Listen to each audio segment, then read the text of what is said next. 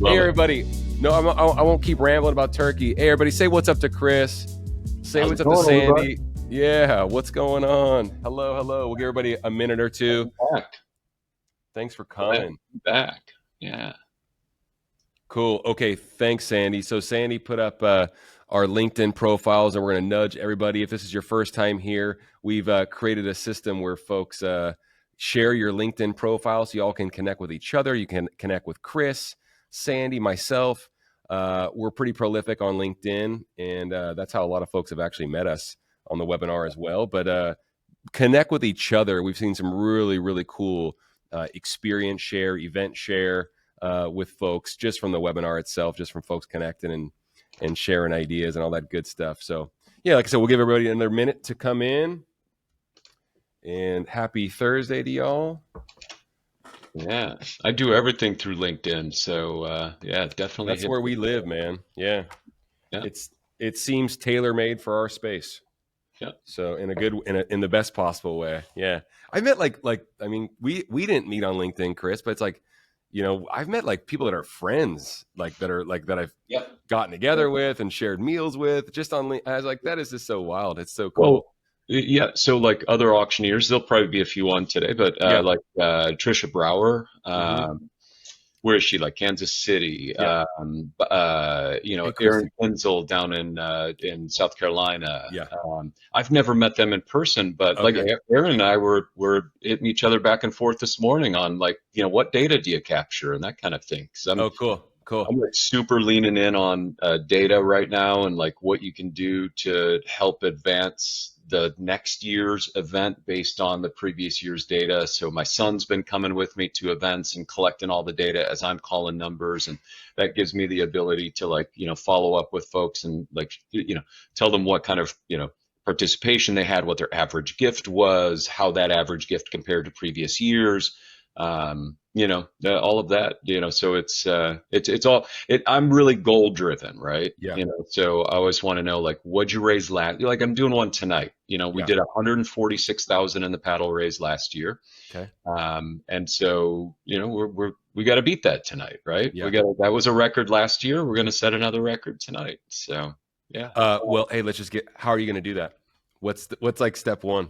Yeah, so step one for me, we've talked about this before. Step one for me is always the pre-work, right? It's the 18 weeks of work in advance of your event that makes the 18 minutes of work that I do on stage magic, right? So we're going to get into this. It's identifying those table hosts. It's making sure that they're having conversations with their guests.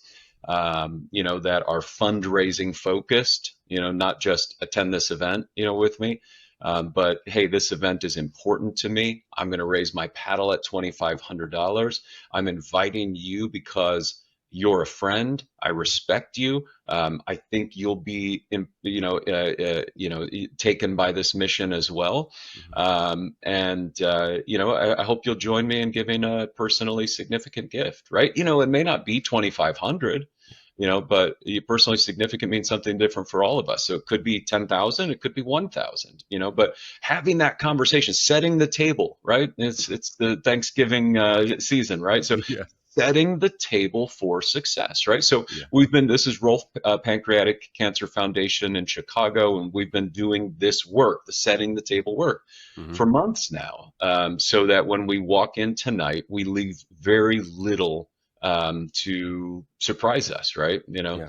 What I'm not talking about there is like, these are not like shill gifts. These are not setup gifts, right? These are real people thinking about in advance of the event what they're going to give to the organization, so that if they show up and they're thinking I'm going to give $500, they get motivated by the program, right? Because the program is so mission heavy, and then they're sitting there with the person that invited them, and they know that this issue is important to that host, right? And so they walked in thinking I'm going to give 500, but they get moved, right? And they end up giving 1,000, or they end up giving 2,500, and that's why you do that 18 weeks of work in advance of the 18 minutes that I'm up there calling numbers. Right. And so that's how we're going to beat that 146. It's by the Yeah. legwork, right? That the whole team put in, right? They've got an event planner, they've got their staff, they've got me, they've got the volunteer spotters, they've got my son, collecting data. And so it's everybody pulling together to help raise more, to help set records. And I'll tell you what, Trevor, it has worked with like a plum this year, right? Yeah. I can think of two events that have kind of like, you know, underperformed my expectation, but pretty much everything else, and I've done 70 events, 71 events already this year. Mhm. Everything else has set a record, right? Yeah. Yeah. So it's just kind of a magical moment right now, and I think a lot of that is like the whole the environment in the world, right? Hmm. Hmm. The if not us, who? If Yep. not now, when? Yep. Right? Yep. Because these dollars are needed now more than ever. Yeah, well, that brings up something. I heard someone say something fascinating recently. It was a friend of ours who's very prolific on LinkedIn as well. He's a really, really cool cat, James Meisner. And he said the nonprofit work is something that the government hasn't been able to figure out, and corporations haven't figured out how to profit from it. And he's like, that's why it's working. That's why the work is so important, and Yeah. why we of course we have to do everything we can and sharpen the pencil. It's not getting easier, but it does get better when we get better. That's for sure. Hey, I want to I want to stop you right there. Do you see why we love Chris Hensley, everyone? Such a yeah, Kathy, I should he's a start. friend of mine, friend of HGA's. Chris is amazing. Everybody, Chris Hensley, bid raise bid. He's out of Chicago, and so he's here. Obviously, we should probably just do an intro. But I like you and I when we get going. This is like I said or you said it's like the fourth or fifth time that we've come on air on a webinar or a podcast, and I learn something every time that we had the opportunity to talk to Chris. So I'm glad everyone's here. Thanks so much. I think everybody's here now. And thanks, Chris, for saying hello. Karen, thanks for sharing your LinkedIn profile. Just another nudge to everybody. Share your LinkedIn profile with each other in the chat. We have a robust pre-webinar list of questions to get to with Chris. Of course, the impetus being we're talking about the paddle raise. We're talking about the fun and need, mission moment, whatever you moniker you want to use to ascribe that moment. We're going to get into it. Chris is an expert in the space, a brilliant fundraiser, and just once again the brilliance and the sincerity that Chris bleeds when he talks about fundraising events is palpable to us. And it's a reason why we get along with him so well and are such huge fans and ask him to come back again and again and again. And so I think it was like, what did we say? It's like you sent me an email. You're like, that was the most they've ever raised, or something like. Oh, yeah. And I was like, okay, cool. Let's get on and talk about it. And Chris, like, you just say it. Let's go. And so that's why we're here. So thank you so much, brother, for coming. I appreciate you so much. Yeah, you bet. You bet. I'm happy to be back. Happy to connect with our community, fellow fundraisers, people that are out there, trying to do good in the world when, the world is on fire sometimes. And, the more that we can share the tips and tricks and tools of the trade so that other people are raising more money, the better. I just had a email conversation with someone from an event that I can't do the event because I'm booked, but I said, hey, reach out to me, right? Yeah. you're gonna find another auctioneer. Here's a few names. Reach out to me if you have any questions, if you want to confirm anything. Like I just want to help people raise more money. I spent my career raising money, Yep.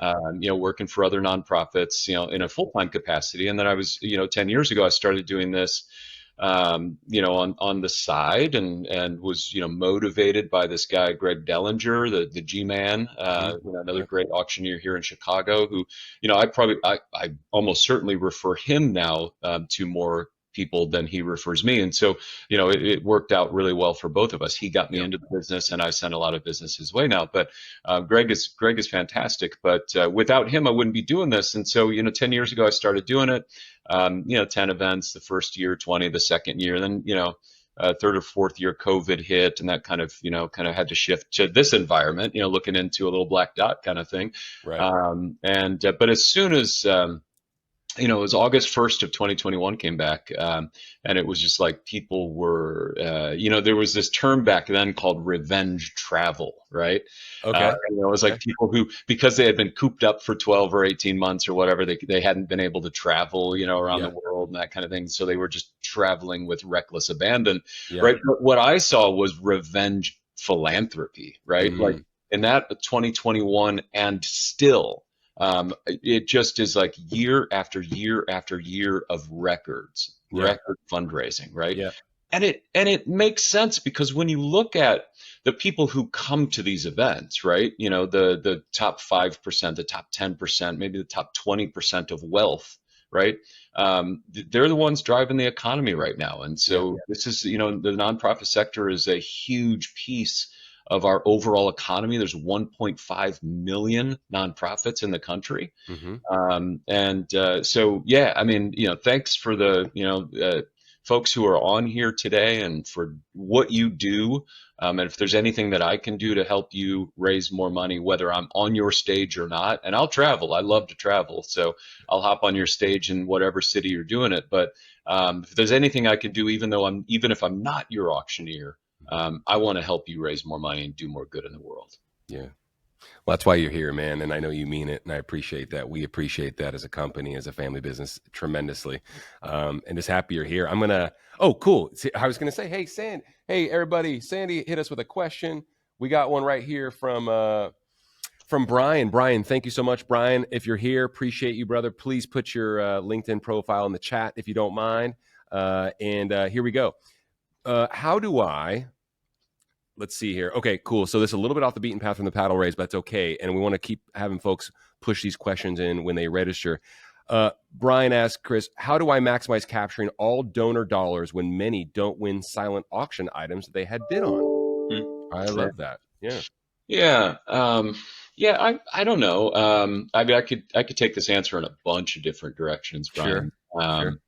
Sure. So I think a lot of auctioneers think like the silent auction should end right before the program begins. So like if you have people arriving at 5:30, cocktail hours go 5:30 to 6:30, maybe 5:30 to 7. Mm-hmm. At 7 o'clock, you try to get everybody seated.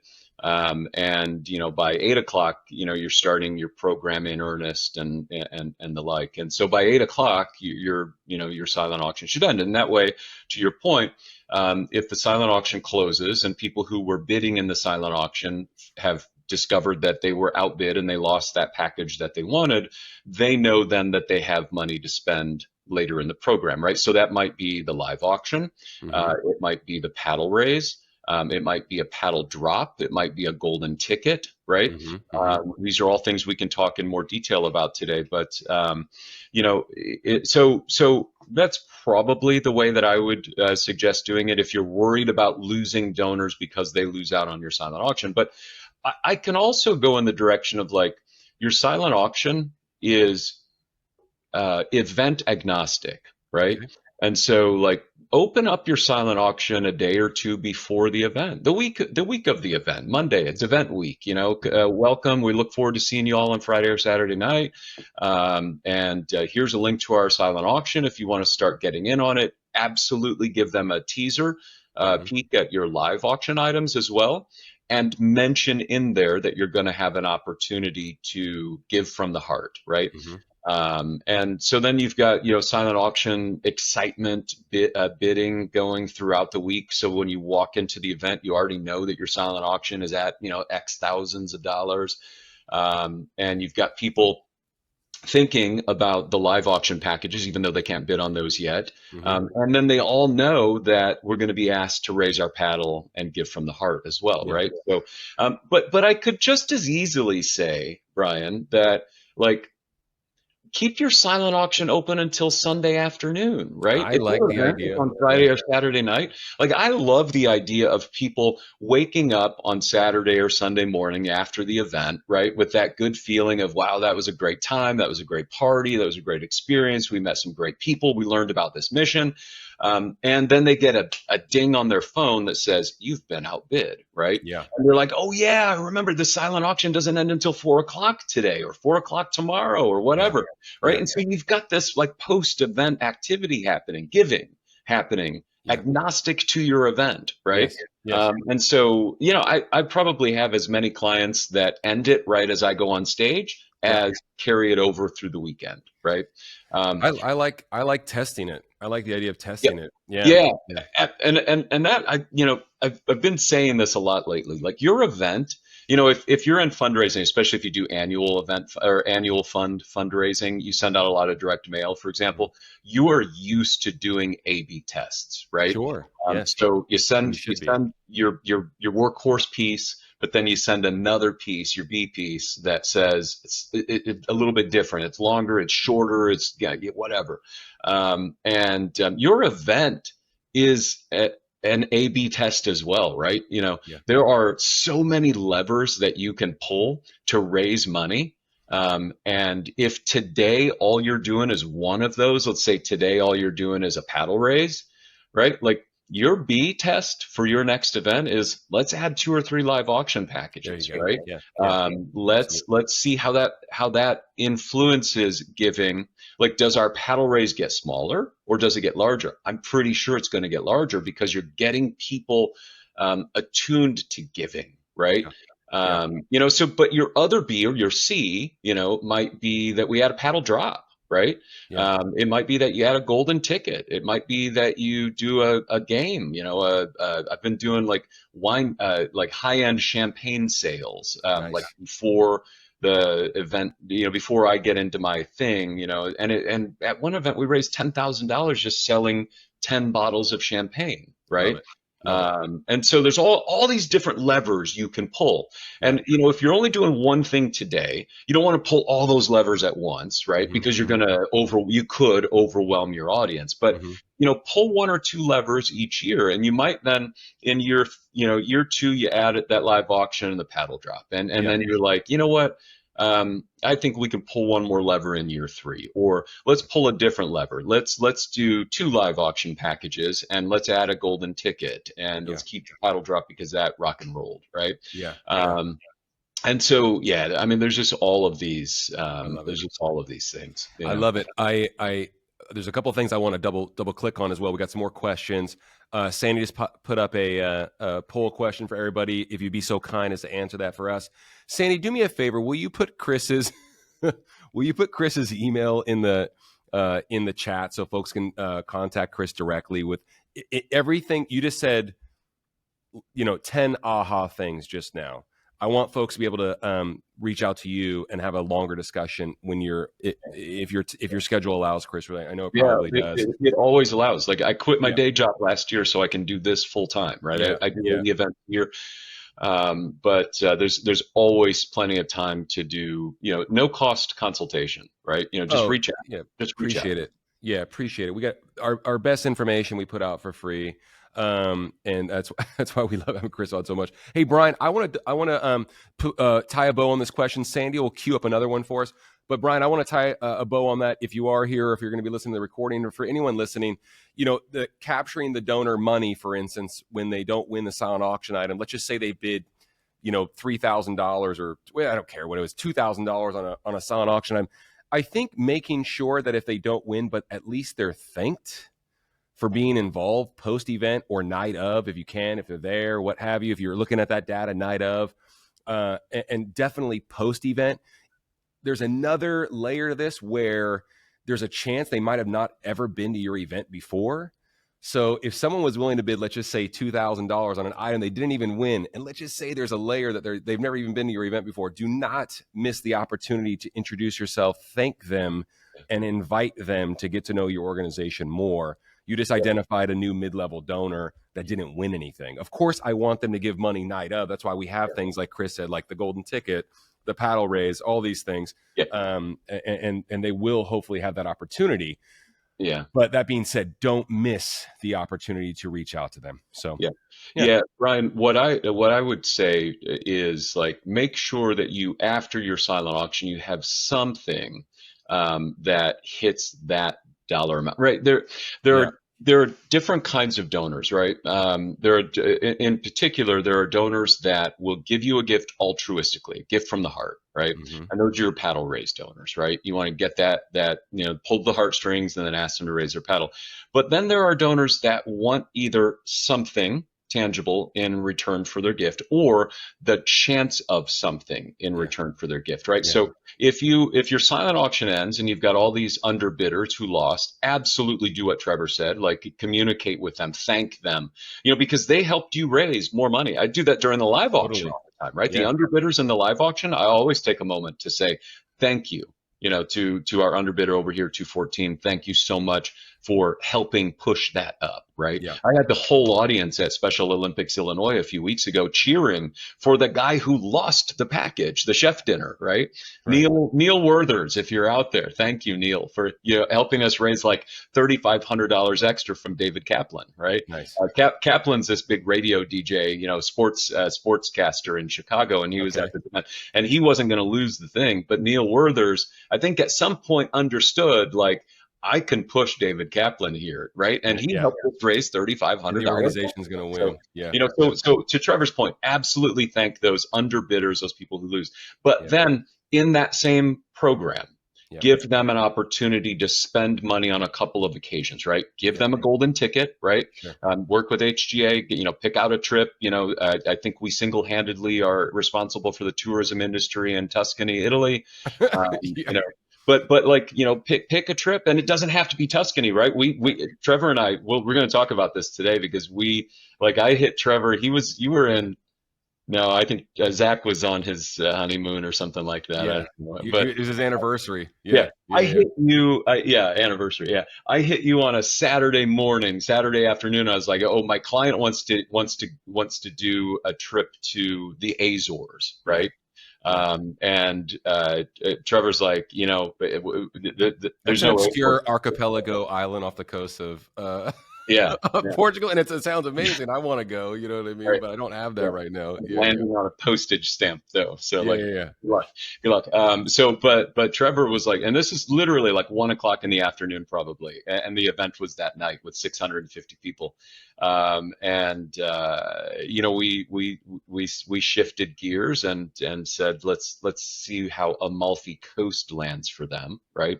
And so we did the Amalfi Coast package, but as a paddle drop, right? So have a paddle drop, have a golden ticket, and like you can work with HGA and set up like 3 or 4 different potential packages that the winner of the golden ticket gets to choose one of them, right? And that choose your own adventure nature, I think, is big. But that guy that would have spent that $1,000 might buy 3 or 4 tickets in your golden ticket. He might drop his paddle. And maybe his partner is whatever is husband, wife, boyfriend, girlfriend, baby boo, babe, pookie, whatever you call them, drops their paddle as well, so they double their chance of winning. But there are absolutely those 2 types of people: those that will give from the heart, and those that will give if they have the chance of getting something in return. And sometimes they live in the same body. Absolutely. 100%. I go to events. I go to events where it's like, my girlfriend invited me. It's meaningful to her, but the mission isn't calling to me. But hey, there's some Chicago Bears tickets. I'm in on that. I'll raise my paddle for that. Yeah. He raises her paddle during the paddle raise. I raise my paddle during the live auction, or I spend money in the silent auction.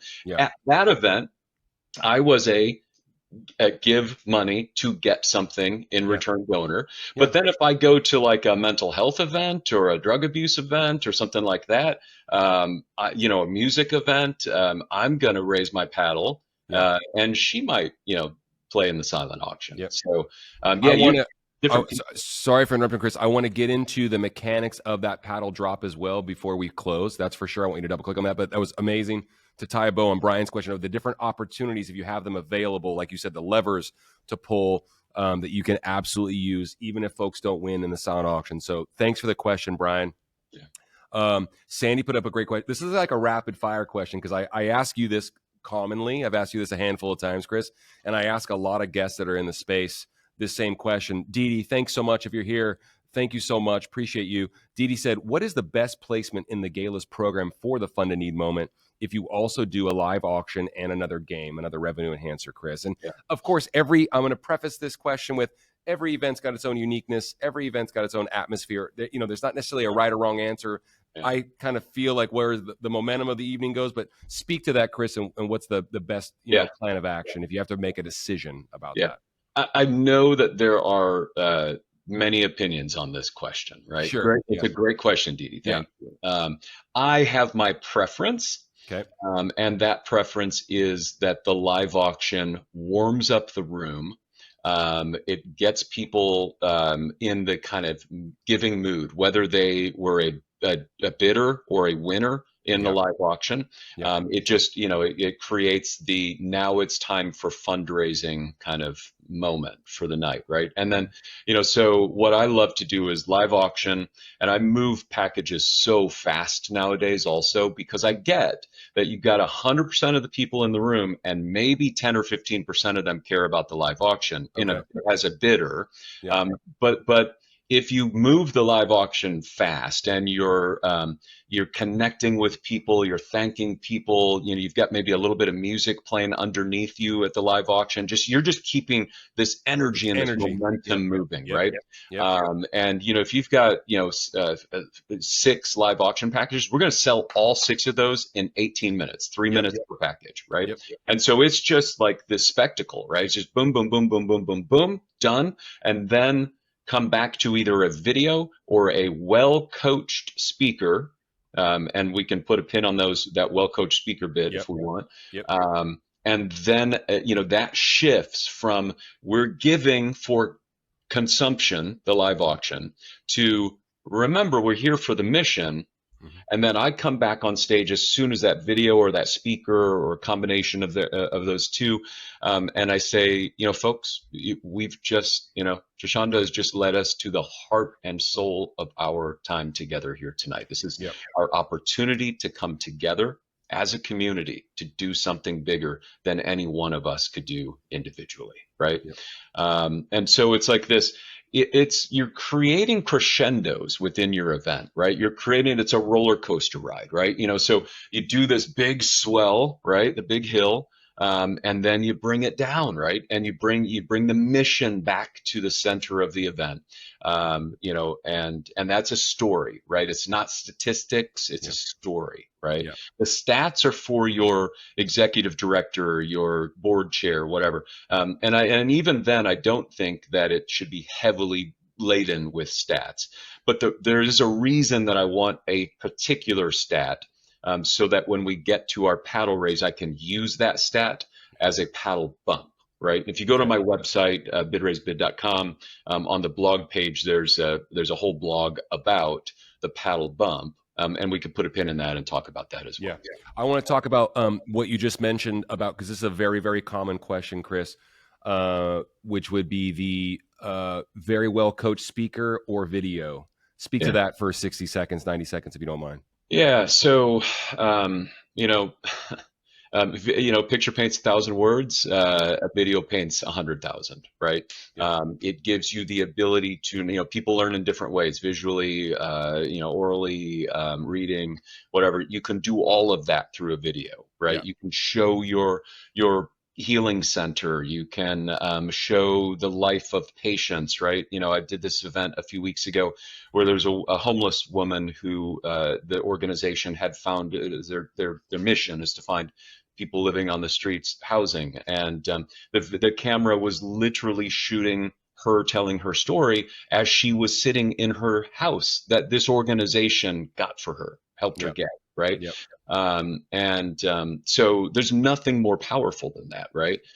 But I get that it costs money to produce a nice video, right? I mean, unless you've got a volunteer who can do it, or a college nearby, university has got a video program kind of thing, you're going to spend, I don't know, 5,000, 10,000, 15, 20. You can get it underwritten and sponsored. Right? You can get it sponsored. Yeah, absolutely. You can get me. You can get me underwritten and sponsored. You can get Trevor's golden ticket package underwritten and sponsored. Anything can get same thing with the video. Absolutely. Just want to make sure folks understand that. But and the power of the even the example you're just giving, with the homeless organization that's helping folks get off the street.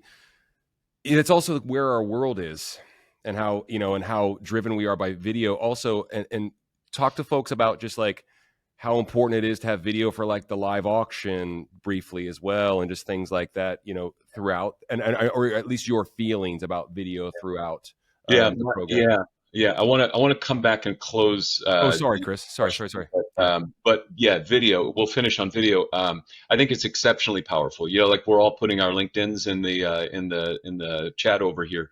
yeah, You put that video on LinkedIn the day after the event. You reuse perfect. that video for your Yeah. Giving Tuesday or your end of year appeal. Hmm. Reuse that video at your associate board event, right? Different Yeah. audiences, right? Recut that video for future use, right? Recut that video for social media. So there's all kinds of different uses for video. But Trevor's absolutely right. What do we do when we have free time? We grab our phones and we sit and Yeah. we scroll and We're we very watch driven by videos, that. right? Yeah. Yep. And so feed that need, right? Hmm. But yeah, so my other point was well-coached speaker. Yeah. Yeah. Pardon me. I Yeah. think that a well-coached, well-delivered mission story Hmm. is just as, if not more powerful than a greatly produced video, Okay. right? Yeah.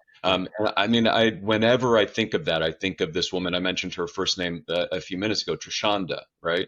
And she was a client of this exceptional organization that I do their auction for, and the executive director of the organization, spent some time with Trishanda in advance. She had such a compelling story. But sitting with her for 30 minutes on a couple different occasions to tighten that story so that she could tell it in 4 minutes. When I walked into the event, they said, we think we have a $2,500 donor, our $5,000 donor stuck at the airport, so start at 2,500. Hmm. Trishanda did her thing, and I just kind of went with it. And I Hmm. said, you know what? Folks, I'm going to try something here. And this is where Superhero was born, Yeah. right? The hero ask. Yeah. So I said, is there a superhero in this room that can raise their paddle at $5,000? And they didn't think they had one. They got seven, Yeah. right? They got seven $5,000 gifts that would have been $2,500 gifts if we hadn't asked for it, right? And this is a Yeah. small shelter, right? Yeah. And so that 15 grand in wins, that made a world of difference for them, Yeah. you know. So Massive. that well-coached story is really critical, I really love critical. it. I love it. Hey, we have a lot of questions. They're Yeah. awesome. Hey, two-tiered questions from George. Do you have a certain protocol to help get volunteer spotters up to speed for your auctions? And how do you utilize spotters during the paddle race? You were talking about this briefly when we got on with your son and Yeah. collecting data as well. Yeah. Yeah. So, Thanks, George. yeah, thanks, George, for the question. So, I love spotters. I think that they should have they should all be holding something consistent. It can literally just be a white card. Take the number off the bid paddle. It can Okay. just be a white card. So in a dark, in a You can identify them. Yeah. I can identify Yeah. where they are. Yeah.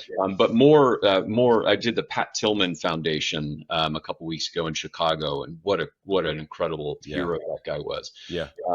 And after life, just making an impact for thousands and thousands of people. But their spotters all had like these little blue light up lightsabers, right? Yeah. They were, shorter than a lightsaber, but Yeah. like that was so evident through the room, and the Yeah. color of the night was blue. Their logo was blue, right? So it just kind of all fed in together. But I like that, and I like them to be spread around the room, kind of one on each side of the room, and then two or three in the middle of the room. I'll spend 5 minutes with them in advance. I have like my dream scenario of what volunteer spotters can do, and then I have this is what we're capable of doing in 5 minutes of training kind of thing, right? So in 5 minutes of training, I literally just want those spotters to point from behind, right? So you're not right in somebody's face pointing in their face, right? Right. From behind, you're just pointing in their general direction, right? Mm-hmm. I would love it. My ideal scenario is that my spotters remember who my underbidders are, right? So I've got a room of 400 or 500 people in front of me. I get this person to bid over here, and then this woman outbids that one. Yes. I want to know where's that underbidder, because that's the most likely person to raise the paddle next, right? A past customer is your best next customer. Totally. Totally. So if my spotters can kind of, once somebody bids on something, if a spotter can kind of move in near them, behind them still, right? So that, because my job is to go find that next higher bidder, right? So I find the next higher bidder. I'm going to immediately look back to the general direction of my underbidder, and it may be 20 tables away, right? Mm-hmm. But if my spotter is over there, and especially if they have a big red wand or a big blue wand, right, then I know exactly where they are, right? And you can go back to them. And so, so then that person goes, $1,000 higher. I'm going to go back to that woman that outbid them in the first place. Hey, he just stole your trip to Tuscany, right? Let's go. Come on. I'll use lines like, it's only money. We're all going back to work on Monday. We're going to make more of it. Let's live a little bit. Don't miss out. Don't let him steal your trip, whatever. Right. And we're all having fun, right? The whole time. I love it. So then maybe a third donor gets in that mix, and if it's a guy, I'll say a new horse in the race. If it's a woman, I'll say a new pony in the race. And then it's like, then you've got three people going, right? Maybe you get a fourth or a fifth person going, and if I can double it, then my goal is to push it as much as I can push it higher before I say, by the powers vested in me, by my license as an auctioneer, we're going to sell this 3 times, boom, awesome. Boom, boom. And that's, again, the beauty of a consignment package, right? Is that you can sell it multiple times. Totally. Well, you've given me quite a few ideas just by of like laying out. I love how you said the different levers. We can just turn that into a whole other episode. So that will happen, everybody. We'll have an episode about, selling items multiple times in the silent auction, from the previous question from Brian, the paddle drop, all those things. I think we can do it. We can kind of just dissect or reverse engineer an entire event. I think this webinar should just be 3 hours. No, that they're turning into that, Chris. They're turning into they could be like 90 to 120 minutes, but I don't want to start sounding like Charlie Brown's teacher. You know what I'm saying? So, hey, hey, George, but this is another nudge. Any follow-ups so Chris can expand on these questions and answers even further? Email Chris after the webinar or right now, and that way you can schedule some time with Chris and he can spend more time with you about training folks, volunteers, and the importance of those spotters and what have you at your event. So really, really good. I want to get to Karen's question, Chris. Yeah, I just read it. Yeah, it's becoming rapid fire. Do I need to read it, or you got it? No, I got it. So, Karen's had a match, the last few years. First it was 50,000, then it was 75. Congrats. They've always used it at the, the $1,000 level. So what you're trying to do there is you're trying to convince 50 people or 75 people to get to make a gift at that $1,000 level. And that the $1,000 level is, if you think about giving as a bell curve at an event, the $1,000 level is the top of the bell curve, right? Okay. It's the number that is most commonly given, right? But if you can move people, and this is why that paddle bump blog post is important. If you can move people, right? If you get 75 people to give 1,500 instead of 1,000, right? And so you're talking, your audience there is the $1,000 donors from last year, right? We've got an opportunity. Any of our $1,000 donors who were here last year, if you give a bigger gift this year, we're going to start our match. We've got $75,000 on the line. If our $1,000 donors can bump up to $1,500, then you're moving the bell curve to a higher number, right? And that's what's going to help you raise more money, right? And so you're saying, let me just double click on that. So you're saying take folks from the $1,000 level to the $1,500. Because of the match, because of the match. So, don't let them. Most of your donors, or most of your paddle raise donors are conditioned to give a plurality, are going to give at $1,000. Make them stretch a little bit, right? Them to stretch a little bit. And the way that you convince them to stretch a little bit is this match, right? This match. So last year, the biggest number that we had of gifts was at the $1,000 level. But this year, we've got this incredible match from the such and such and such foundation. And the need is more this year too, by the way. Every single gift is going to be doubled. And so we're going to ask our $1,000 donors this year to stretch to $1,500, right? Yes. And so you're trying to pull people, you're trying to get them to stretch a little bit. Yeah.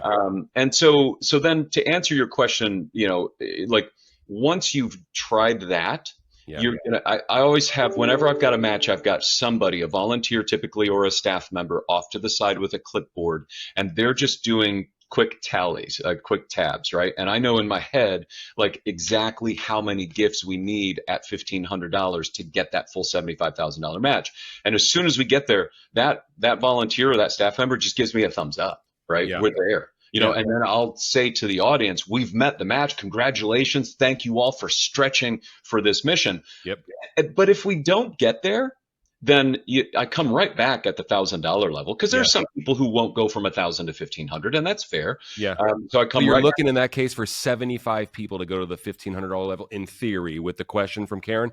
And if you get 75 people to go to the $1,500 level, I had to get my calculator out. If you gave me a minute, I would have figured that's another 30. Yeah, it's another 37.5 though. Yeah. If you got 1,000 people to stretch to 1,500, which in theory, Chris has been doing this for a long time and has been sharing this on previous episodes of the pod and what have you as well. Sandy, grab the pods that we've done with Chris, if you don't mind, while we're talking about it. But if you got 75 people to stretch to 1,500, in theory they will, if you tell them, of course, what you're up to. Yeah, I got 37.5. Well, yeah, but here's the math on it. Is like, so Okay.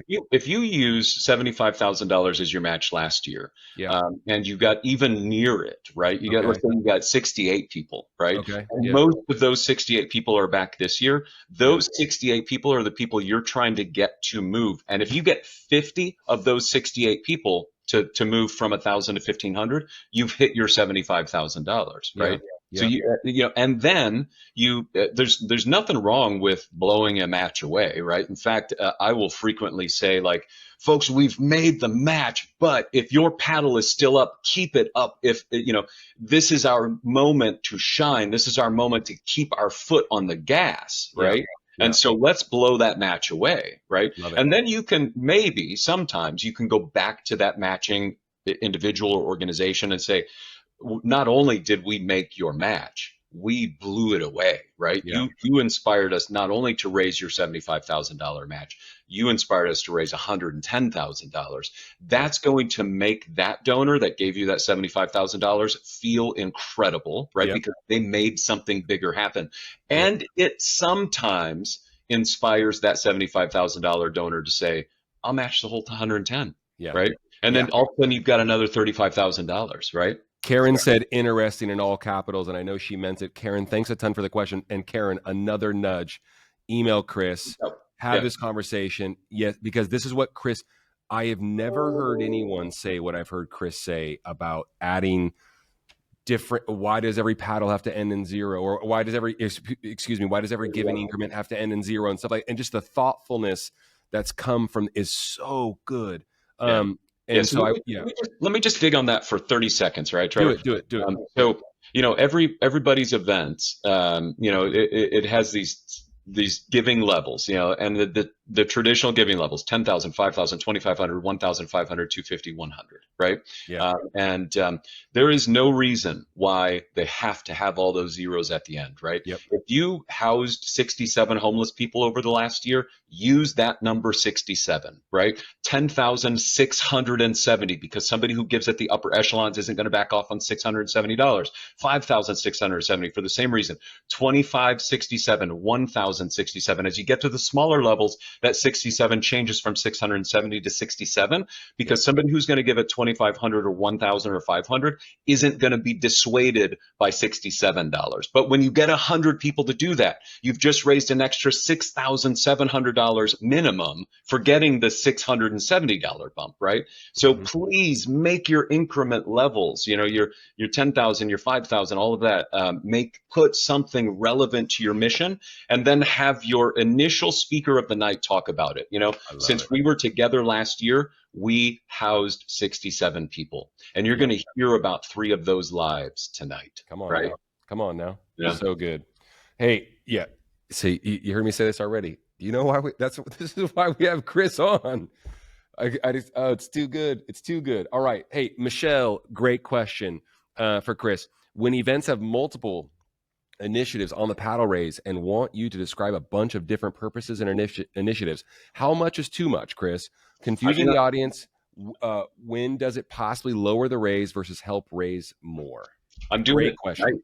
Like I've got an entire script that, as soon as this call is over, I'm going to convert that script to my little handheld note cards, Yeah. logo on one side, blank on the other. It's going to have, what each of the levels do, right? Okay. And so tonight's organization, Rolf Pancreatic Cancer Foundation, they do research, they fund research, and they fund patient services, right? So at one level, I'm talking about research. At the next level, I'm talking about patient services. There's even a level, I think, where I talk about both, right? If you give a gift at $5,000 tonight, if 10 of you, last year we had 8, right? If 10 of you give a gift of $5,000, our average grant is $50,000 to start a new research program. They started this event. I wasn't doing their auction then, but in 2018, they funded a research grant that today has like a $20 million or something grant that's Yeah. funding it. So Yeah. they were the seed money, right? And so, yeah, I think those stories are critical. Like your gift at this level will do X. Keep it brief, like 2, 3 sentences. Also, as those words are coming out of my mouth, if you have screens behind the stage on either side of the stage, those exact same words or very similar words should be on the screen, right? Again, people learn in different ways, right? They Yep. may not be listening to me, and You they can may see be it. looking at the screens. Yep. Yep. Great question, Michelle. Thanks so much. Thanks, Chris. Darla, great question. We have a two-parter from Darla. Any suggestions for how to solicit a match? Yeah, so go to your biggest donors, right? They may not even Okay. be your event donors, right? Go to your Okay. board members, go to Mm, your advisory councils, go to your honorees from previous years. mm-hmm. Ask them, invite them to the event for Yeah. sure, but Yeah. ask them, hey, you gave $50,000 last year. Would you enable us to make that? First of all, I don't want to assume that you're going to give that again. So this is me asking you for that gift again. Thank Mm-hmm. you so much for what you've done in the past. Would you do it again? As soon as they say yes, we've got this event coming up, and it would be incredible if we could take your $50,000 gift and use it as a match, right? And I actually really like, and I think donors really like true matches, right? Okay. Explain. So there's Explain. a blog post that I wrote about this event for Urban Initiatives in Chicago, and they had a true match of $500,000, and they brought me in because they were worried that they weren't going to be able to raise the full 500. Okay. So we did the 18 weeks of work leading up to the 18 minutes, right? And we got almost everybody that would have given $1,000 to give at 2,500, and we did that by communicating with them in advance. And so instead of raising the $500,000 true match, we raised $750,000 in that 18 minutes, got the 500, so we did 1.25 million.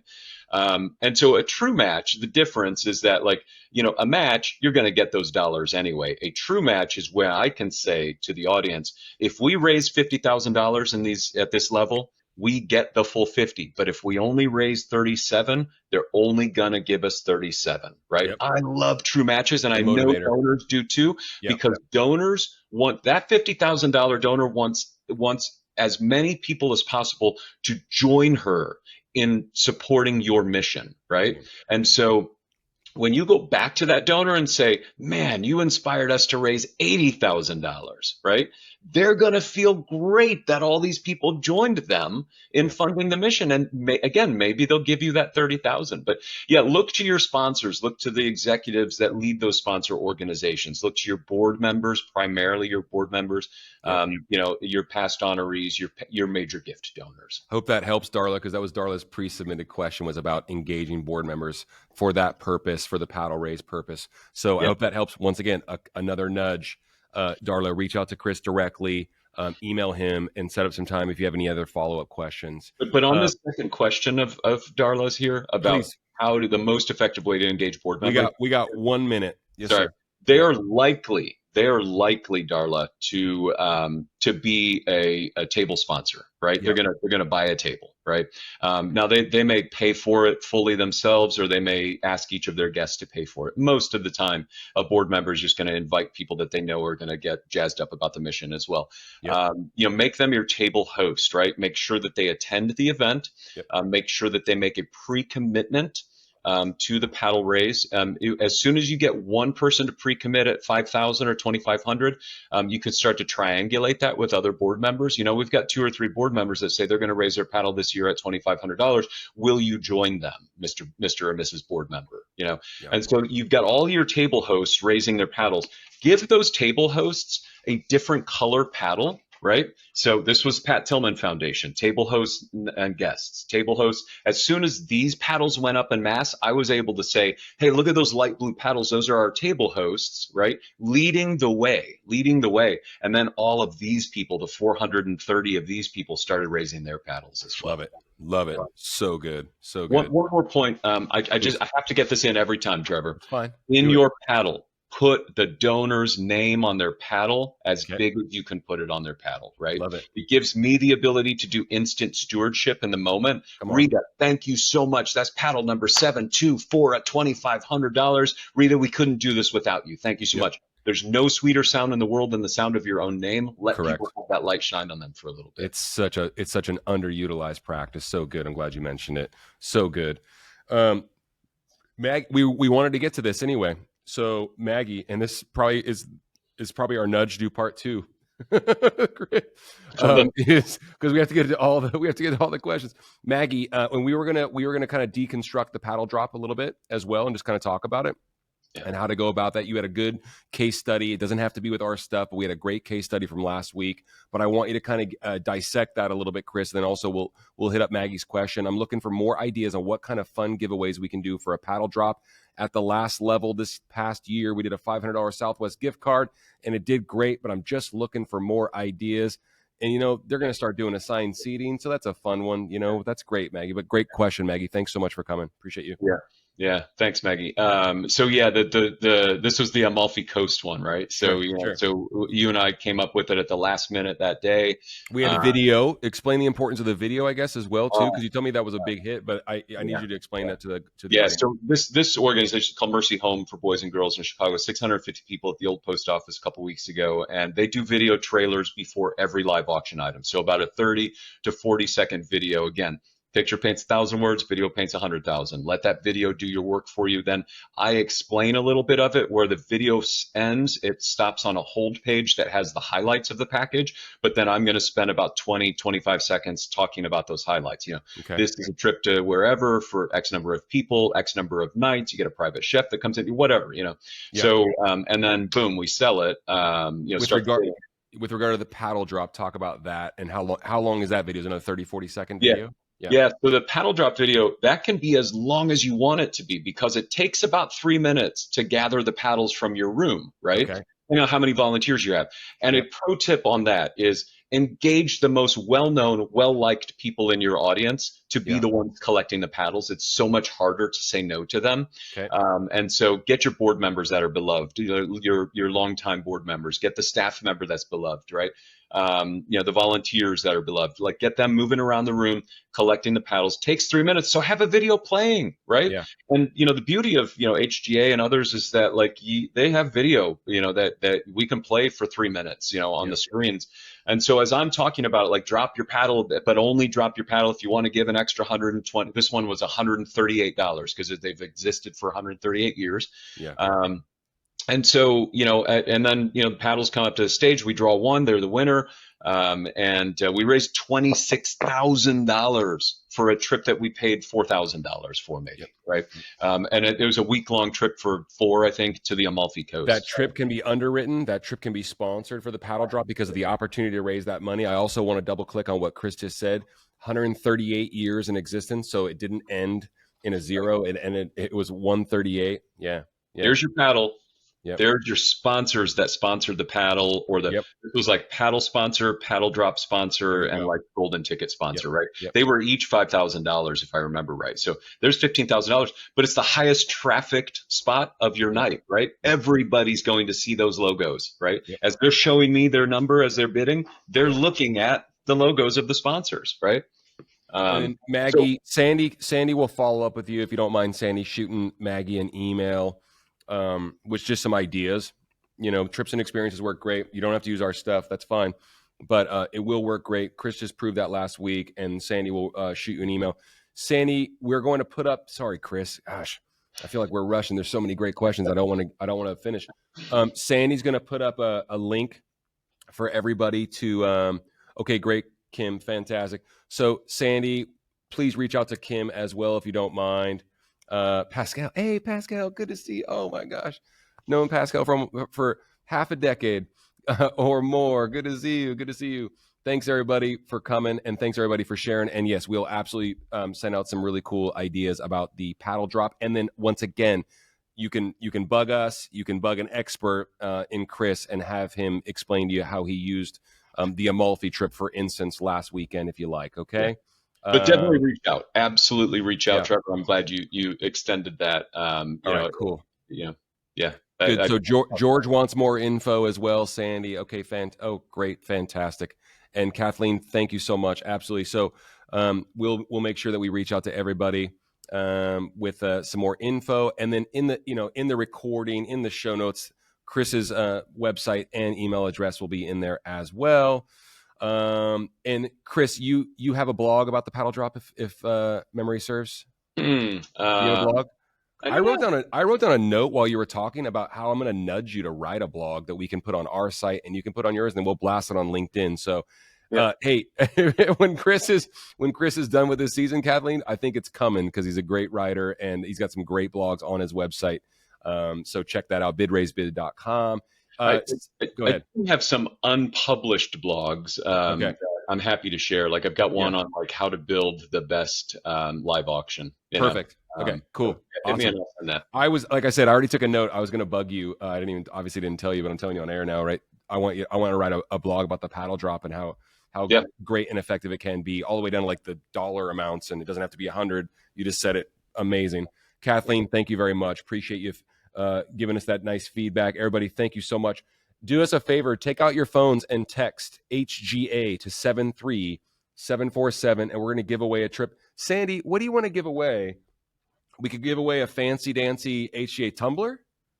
That's kind of cool. I don't know if you'll raise any money with it, but I'm just kidding. We're going to give away an auction item that you can use for your paddle drop. You can use it for your live auction. It's going to include a free coaching session with Jason Ledlow, my best friend and co-founder of HGA Fundraising. And Costa Rica. Geez, Sandy. Okay, giving away the farm, Costa Rica. Costa Rica. Let me check with the boss. Hold on. Let me check with the boss to see if it's okay if we give away the Costa Rica. Hold on. Yes. Okay, cool. We'll give away the Costa Rica. So Sandy's going to give me a winner here in a second. Sandy, if you want, I'll do this as well. I'll throw in, like, if anybody that's heard all of this today wants to hire me, I'll give a $500 discount on my fee. And I'm really super transparent about it. So Sandy, if you want to pick a second winner, if they use me, I'll give a $500 discount for as well. That's so amazing. My fee on weeknights is $4,000. My fee on weekends is $5,000. I think I'm cheaper than most auctioneers out there, and I do that because I love to work and I'm passionate about it. So pick a second winner, and we'll send one to Costa Rica and raise some money. Well, hang in there, everybody. Here we go. And then I got a winner coming. I'm calling the winner. Am I not, Sandy? And Anna concurs with Sandy's choice about Costa Rica. Fantastic. Okay.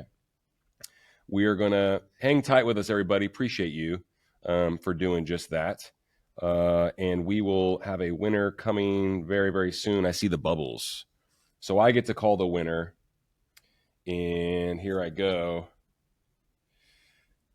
I'm going to dial it the old-fashioned way. So make sure you have your phones on. And then Sandy, will you grab another winner for Chris as well? And Chris, even if they're, if they're doing it, yeah.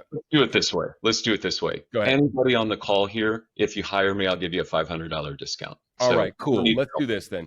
Everyone that's here will get the recording, and they'll have a way to reach out to you once again, because we've said it 15 times. Email Chris. That's so sweet of you, man. Thank you so much. All right. I'm calling the winner right now. Here I go. Make sure your ringer's on. That's happened like one time. I think the ringer wasn't on. Grab those phones, everybody. Hello. Hello. Who am I speaking with? This is Kathleen. Hey, hey, your wish has been granted. Fingers were crossed. Kathleen, thanks so much for coming. I appreciate you. Yeah. Well, UNC Health. All right, cool. Far out. Well, you won the Costa Rica trip that you can use at your next event, Bravo. and all sorts of goodies that come with it and all that stuff. Can't thank you enough for coming on, Kathleen. Really appreciate you. Oh my gosh, I am so in shock. We actually are using a few of your packages already for our gala in January, so this will be a great addition. Maybe we could use it for the paddle drop. I don't know. Yeah, it could be fun. All right. Well, hey, thank you so much. So Kathleen's already working with us as well, so that's so good. Hey, can't thank you enough, Kathleen, for the questions and for the engagement and for even taking the time. Really appreciate you. Awesome. This was great. Thank you so much. All right. All right. Thanks, Kathleen. Have a great afternoon. We'll be in touch shortly, okay? Yeah. I love live TV, Kathleen. Congratulations. Yeah, it's fun. We'll talk to you soon, Kathleen. Thank you. Bye now. Bravo. Bravo. Awesome. Hey, that was fun. All right. Hey, Kathleen, well done. Thank you so much. Oh, Kimberly, thank you so much. Appreciate you. That was a great webinar because of Chris and because of Sandy and C. Diggity and the whole team. Bravo. Can't thank you enough. I think, hey, brother, sorry, man. I'm sorry to talk for your time. I think we got to do part 2. We got to do more, man. We got to do more. Yeah. You know, I'm good for it. You're too good at this. Hey, everybody, thanks so much for coming. We're going to take next week off for obvious reasons. But we are going to have a dear friend of ours, and he'll become your friend as well, Nathan Chappelle, one of the most brilliant people I've ever met, as a matter of fact. He's the inventor of fundraising.ai. He's a multiple time author. He actually wrote The Generosity Crisis, and he just published another book, AI for Nonprofits as well. So we're going to do some book giveaways.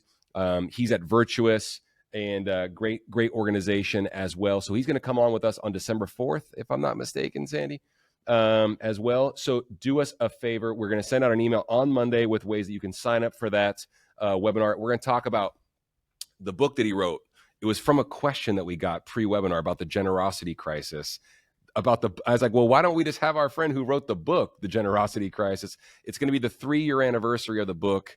And then we're going to talk about what we're doing about it. And he's very passionate about it. And Nathan's coming on. I'm telling y'all, it's a real gift.